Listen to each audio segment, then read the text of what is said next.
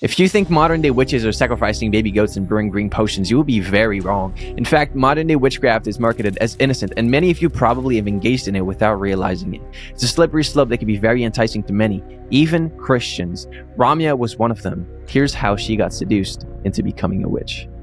One of the girls I was going to church with, she's like, you don't really need to worry about the Old Testament. Like, that's like for the Jews, and we're Christians. Like, we just do New Testament stuff. And I was like, then why do we need Jesus?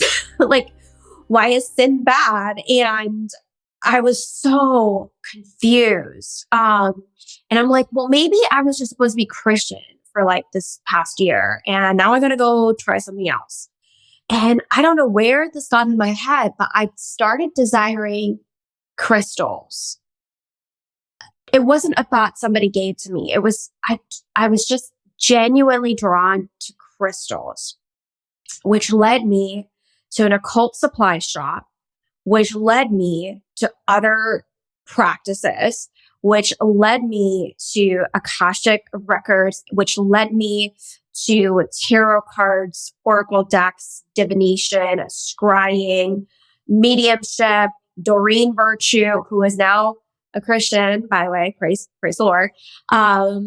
It just took me spiraling. And that new age community, like, welcomed me with these huge loving arms. Whereas in the Baptist church, I went to like this old couple who invited me and my fellow student girlfriend to their home for like brunch, and they were like making fun of Hindus and stuff. And I'm like, I didn't choose my background. The Lord chose my background. I don't know why you have to say these things about my background. Like, and I just really started to, again, develop that distaste for holier than thou Christians and just ignorant people making rude comments.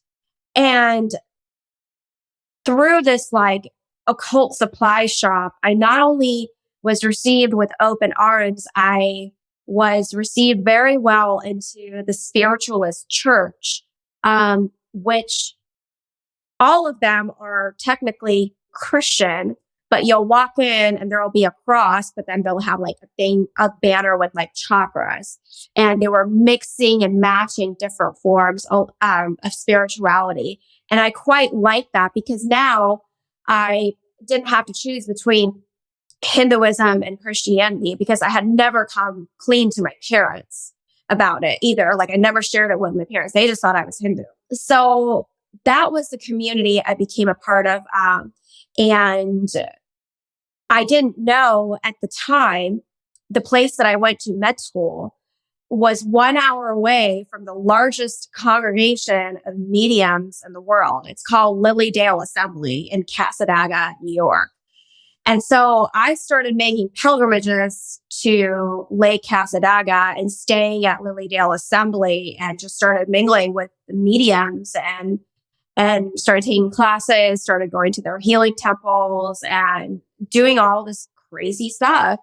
And then I also started finding or attracting other, now at this point, I'm full out like practicing spells, witchcraft, like rituals. I had an altar.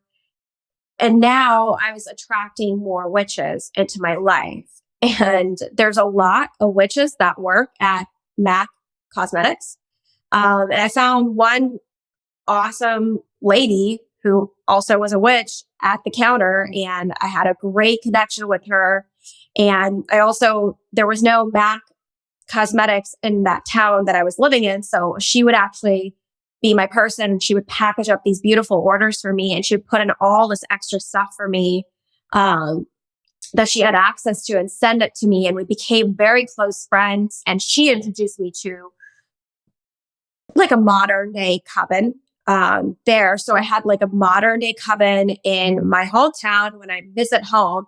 And then I also had another modern day coven in like the place where I went to med school, in that city in Pennsylvania. And it just became a lot. I just got involved in a lot of wrong practices.